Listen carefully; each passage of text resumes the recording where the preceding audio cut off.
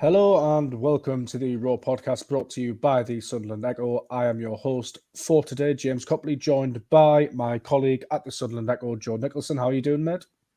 Yeah, pretty good. It's quite exciting, isn't it, with 2 games to go? Maybe didn't think we'd be getting this, but we are. Well, exactly. It makes our jobs a lot easier when there's something on the line to play for with 2 games to go. We'll start with West Brom, Joe. You were down there at the Hawthorns. An incredible game, really. I thought Sunderland were unlucky to fall behind. I didn't think it was a penalty. And then those 2 Dennis Serkin goals. What was it like down there?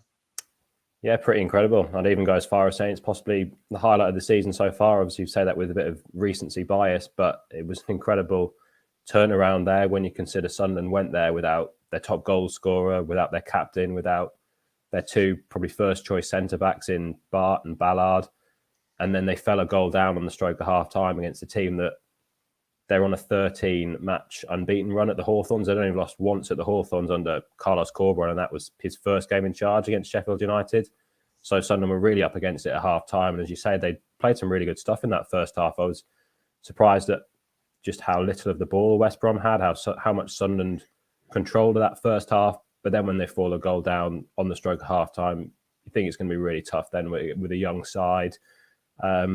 But to come back with 2 goals from Serkin, 2 really excellent goals as well. The first one, such a powerful header. I think Mowbray said afterwards as well, he didn't really know what he was doing in there, but he found himself in there. It was a great cross from Lyndon Gooch. And then the second one as well, an excellent team goal with Michu and Pritchard and a couple of others linking up before Serkin finished it. It was really a performance that just shows the kind of resolve that this team has got. And just looking at some stats today and showing that Sunderland have scored the most goals in the last 10 minutes of games of any side in the Championship, 15 goals in the last 10 minutes, and also have got the second most points from coming from behind. They've got 21 points from behind this season.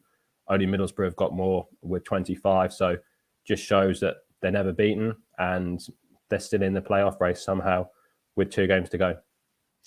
I think for me, what summed it up was the sequence of play when it was 1-1. West Brom must have had about 6 or 7 shots on goal. There's a couple of blocks from Ahmad, which shows you his work rate. Pierre Ekwas in and around there. Lyndon Gooch is buzzing around. 09's on the floor trying to... One of them hit their striker as well. I think there was 5 blocks in a row, wasn't there?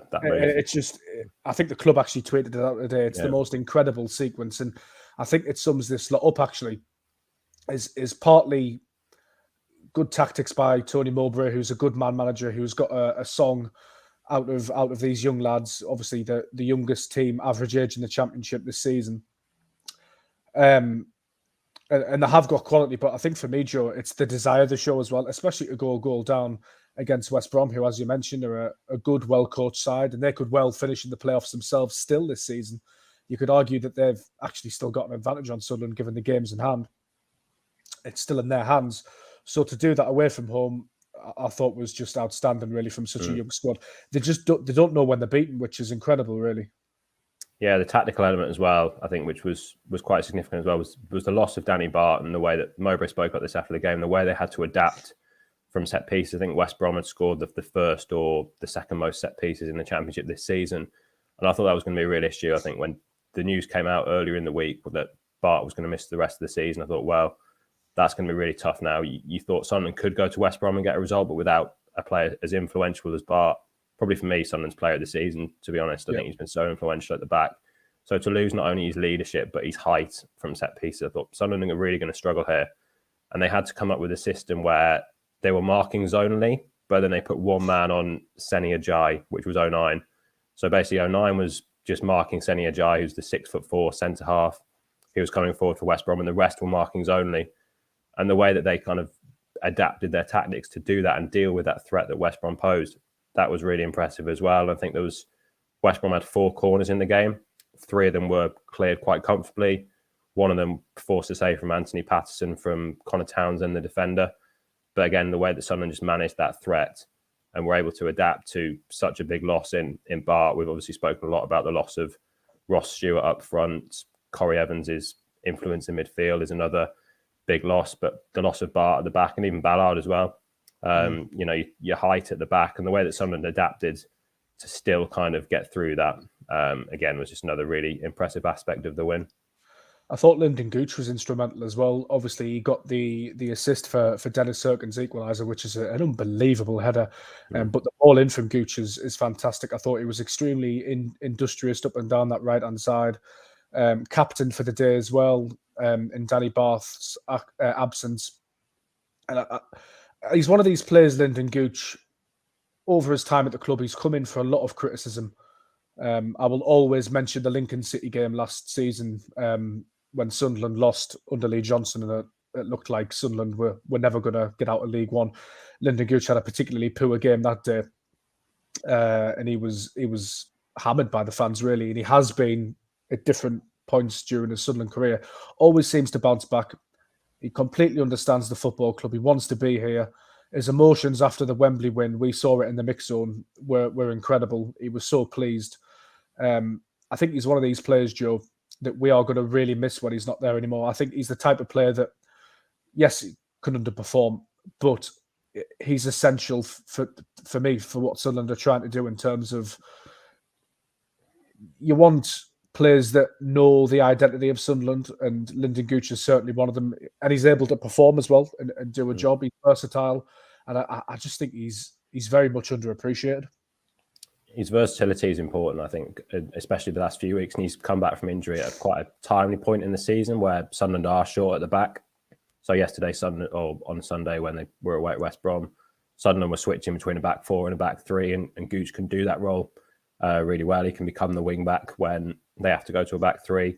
He can become the right back, and we saw how well he defended in the goalless draw at Burnley a couple of weeks ago, when he actually moved to left back and kept their winger Benson particularly quiet, one-on-one as a defender. Now that's an area of his game that he's really worked on and really improved. And you mentioned how much it means to him as well. If you watch the first goal back after he's crossed for Serkin, he ran all the way down the touchline with his kind of fist clenched in celebration after that goal.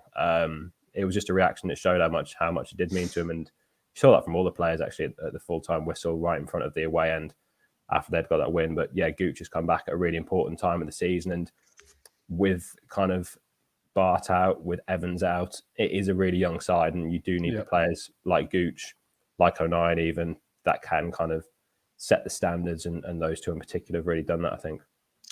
I think Joe Gelhardt as well starting to show why he's at a Premier League club, why he's so highly rated, why he got the move to Leeds in the first place, why he was coveted by a lot of Championship clubs in the January. It didn't work during his early part as running the team at Sunderland when he came in, but there were big shoes to fill, Ross Stewart, and Joe Gelhardt's probably not the same type. Well, he isn't the same type of player as Ross Stewart, but slowly but surely, given a bit of time, given a bit of confidence, he's starting to really work his way into the Sunderland team in terms of his role and his position, his effectiveness. Obviously not completely prolific, but I think he's starting to put himself about a bit. I think his work rate has always been, fantastic. And I'd actually back him to have a say in these two games. I think he's got real quality. I think that was shown by his goal at the Stadium of Light the other week. The touch and finish for that were really good, and I think if we can get him some more chances, I think he's got a couple of more goals in him in these next two games. Yeah, I think the last two performances from him since he's come back into the side have been really encouraging. The Huddersfield game and then the game at West Brom. There's still that lack of kind of cutting edge in the box. I think we saw that in the first half at West Brom, where Sunderland had more of the ball, but they still didn't have that kind of focal point in the middle to try to kind of hit for all the kind of possession they had. They didn't really test the goalkeeper that much. And there are still times when Gelhardt drops short and there's not the players kind of running beyond him, which is just kind of the players that Sunderland have got at the minute. But I think particularly, the last two games, we've really shown what he can do. As you say, his work rate is very good. He really puts himself about. He's quite strong as well, can hold the ball up well. I thought he did that particularly well in the Huddersfield game. And we saw in that game as well how there was space in front of him and he was able to run into it, and it was a great finish to open scoring as well. So we've seen kind of glimpses of what he's capable of. I'm still not sure he kind of really fits the system. Ideally, as it's been mentioned, that he'd be playing behind Ross Stewart with another player ahead of him, or having players that will run beyond him. That's still something that Sunderland aren't doing as much, which would probably get the best out of him. But particularly in the last two, I think he's really played his part. And it'll be interesting to see what Sunderland do in the summer if Geldhart is available again. Obviously, that'll depend a lot on Leeds' kind of divisional position, whether they stay up in the Premier League or whether they come down to the Championship. But particularly if Leeds stay up, you'd think probably another loan move would suit him. And if Sunderland can get Ross Stewart back, or if they could get in another striker, then perhaps they would look at that again. But I think, the last two performances have been really encouraging for him, and looks like he could have a good end to the season. Absolutely. So that win sends Sunderland into the playoff positions, heading into, obviously there's a game tonight, Blackburn Rovers versus Burnley, which is a big one. There's a lot riding on that. It's a derby. If Burnley win, then they win the league at Ewood Park, which would be quite the story. If Blackburn Rovers win, they would move ahead of Sunderland into sixth. This is their game in hand on Sunderland. So the league table as it stands, you've got Sunderland in sixth, 65 points. Millwall in 7, 65 points, but Sunderland are 3 ahead of them on goal difference. They've both played 44 games. Blackburn Rovers, 43 games on 65 points. West Brom, 43 games on 63 points. Preston North End, 44 games played on 63 points. So, although Sunderland are in a good position, Joe, in the top 6 as it stands, there are some permutations because Blackburn Rovers and West Brom do have those games in hand. However, they are tricky games in hand for those two clubs. West Brom, obviously, have got Sheffield United tomorrow. So it's actually looking... It's fallen pretty well. The results have fallen pretty well, and the running has fallen pretty well. But what we do know about these sorts of situations is they don't always go as expected. So I think everybody in Sunderland is going to be looking at tonight's game and tomorrow's game. Even if those didn't go Sunderland's way, there's still a chance, but it would really help. Yeah, basically it's incredibly tight, isn't it?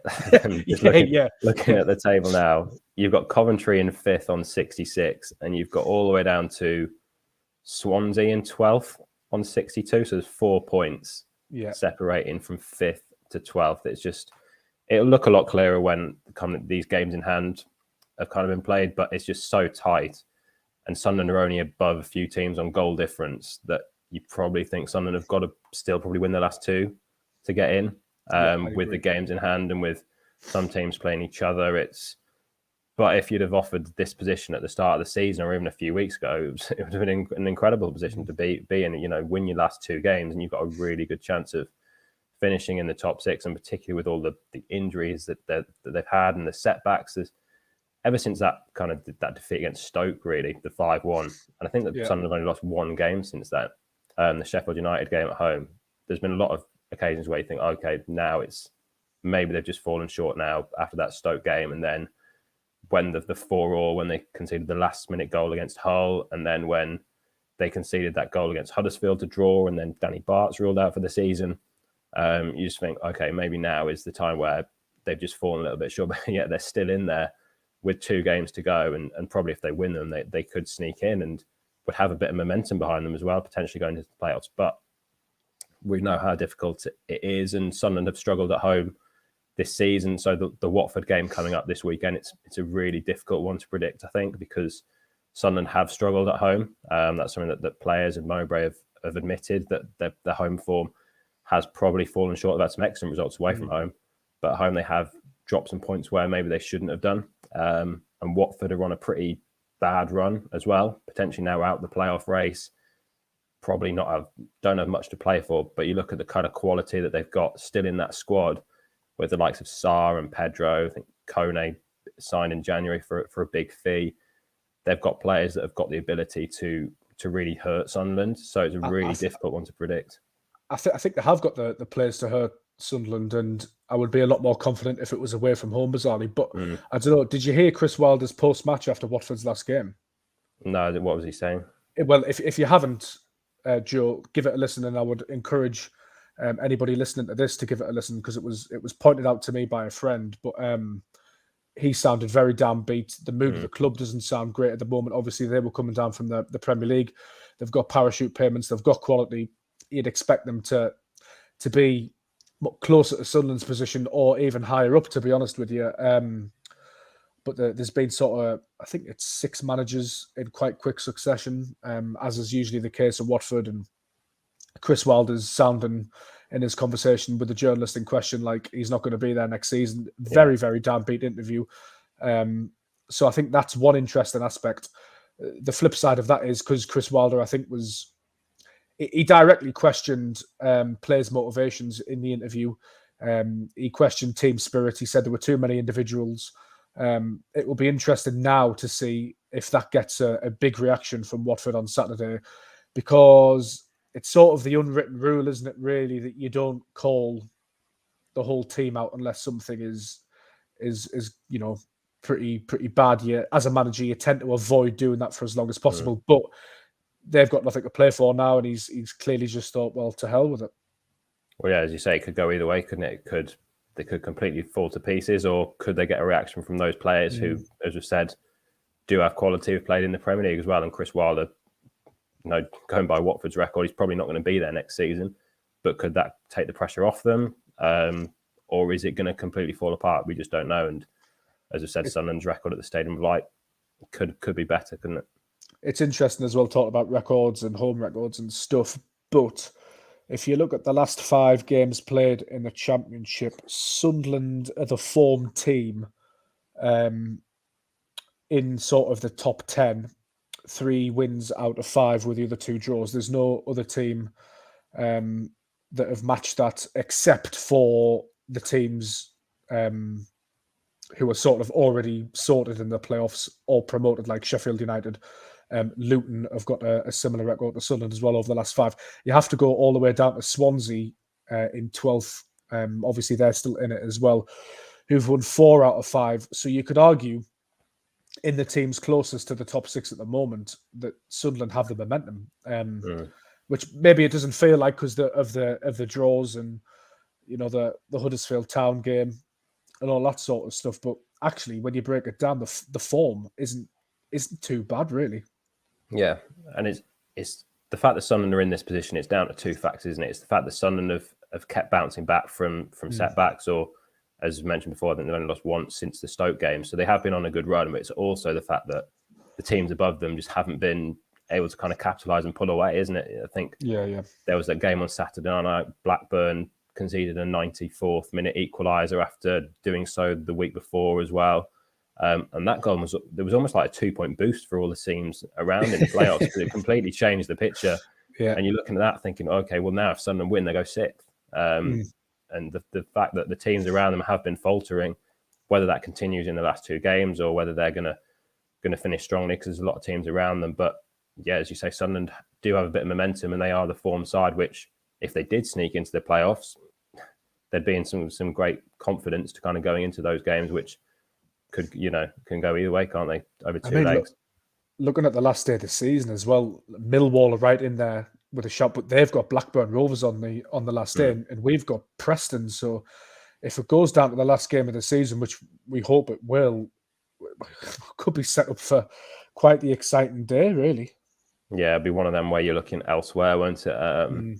Kind of that a bit last year, but it kind of fell a bit flat. Sunderland were at Morecambe, and then there was news at the other result that Plymouth were 3-0 down at half time, and it was pretty straightforward in the end. But it could be, with so many teams still in the mix, could be checking one result. But hopefully, if it gets to the last day, if Sunderland can win their last 2, obviously it depends on how the results go midweek with West Brom and with Blackburn. But if their games in hand are tough, and if Sunderland can then beat Watford, hopefully it's just a case of Sunderland win and they're in there. But it's don't think it'll be that simple. We've touched upon it already, but I personally think Sunderland will have to win both games. Yeah, I think so.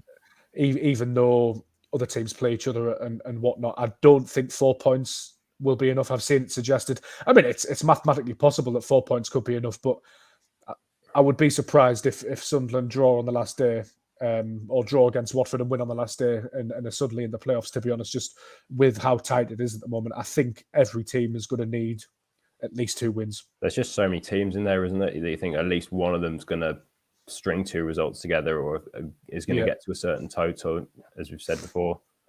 all the way down to 12th. Swansea could even sneak in there after a good run. So, but just the fact that we're talking about this, I think is pretty impressive, really, isn't it? Considering where the club have come from and again the injuries they've had. I mean, how many teams? You just think if Ross Stewart had been fit, or if they'd have kept Ellis Sims, or if a few more players had been available, just where could they have been? But the fact that they've kept coming back from all these setbacks is pretty impressive.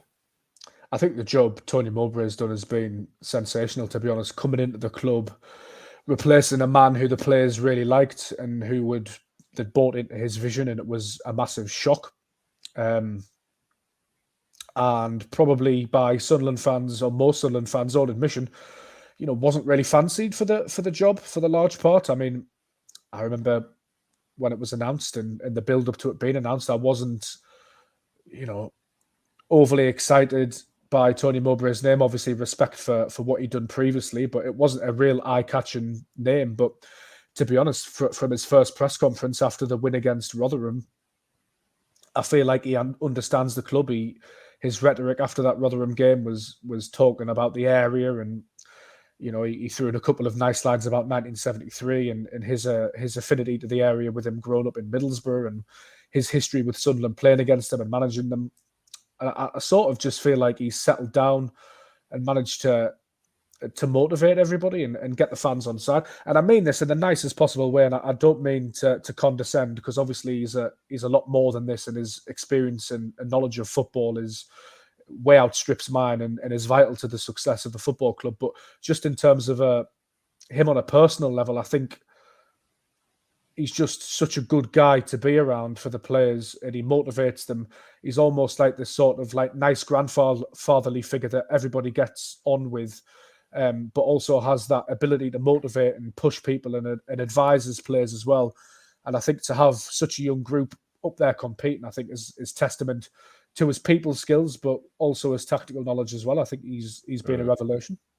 Yeah, his man management skills have been very impressive. You speak to a few players after the game as well. Dan Neil was speaking about after how this season he feels like he's really improved, and really credited Tony Mowbray for that, for keep putting trust in him in that holding midfield role, where perhaps maybe other managers would have taken him out the firing line, but he was very kind of appreciative of what Mowbray, the trust that he'd put in him.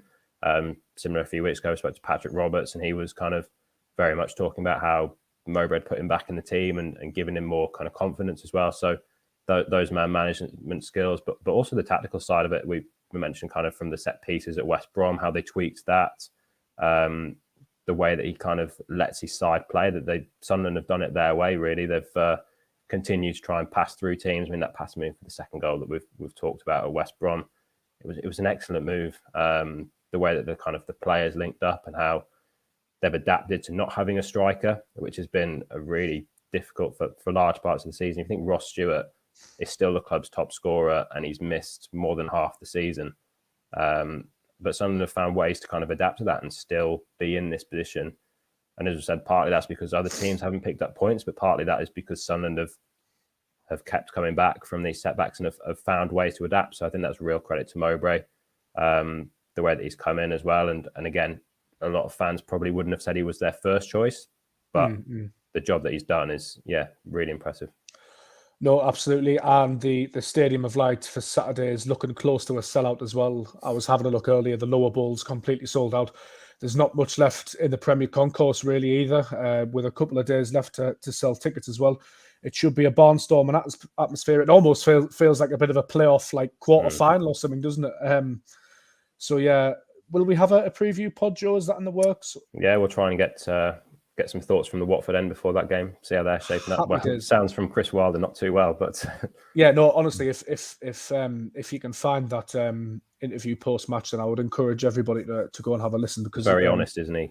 Very honest, and it's certainly boosted my confidence. But we'll see what happens. You get the feeling there'll be some drama along the way, as is the norm with Sunderland and these playoff campaigns. But Joe, once again, thank you for joining us. You can head over to the Sunderland Echo for all of the build up to the Watford game and all of the latest in the playoff race as well, including Blackburn Rovers versus Burnley tonight, Sheffield United versus West Brom tomorrow.